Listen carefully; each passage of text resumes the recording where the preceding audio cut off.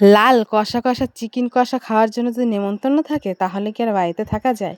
ছেলে সমেত বরকে নিয়ে বগুলদাওয়া করে চললাম বাবার বাড়িতে। মা ফোন করেছিল সকালবেলায়। বাড়িতে কি আর বসে থাকা যায়? আর এখানে যাওয়ার পথে দেখলাম একটা গরু বাছুর, মানে মা ছানা, যেমন আমি আমার ছেলেকে নিয়ে এসেছি তেমন মা ছানা ওখানেও আছে, মানে গরু আর বাছুর। আর এখানে ছিল দু রকমের মাংস, একটা ছিল চিকেন আর একটা ছিল খাসির মাংস। আমার মা বোন এরা তো আর খাসির মাংস খায় না, তাই ওদের জন্য চিকেন আনা হয়েছিল, আর রান্নাটা করছিলাম আমি।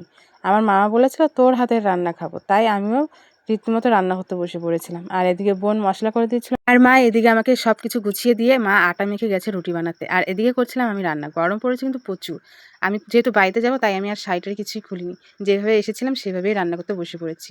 আর যেহেতু আমাকে বাড়িতে যেতে হবে, আমাদের ওখানে অনুষ্ঠান আছে, তো আমি এদিকে রান্না করেই খেতে বসে পড়েছি। আর মা এদিকে দিচ্ছিল আমাদের সবাইকে খেতে। হ্যাঁ, মাংসটা কিন্তু খেতে হেভি টেস্টি হয়েছে। যেমন লাল লাল ঝোল দেখছো, তেমন ঝাল কষা, একদম দারুণ হয়েছিল খেতে। তোমরা এরকম কষা কষা মাংসের সাথে রুটি দিয়ে খেতে কে কে পছন্দ করো? আমার তো ভীষণ ভালো লাগে, আর আমার বর তো আরও পছন্দ।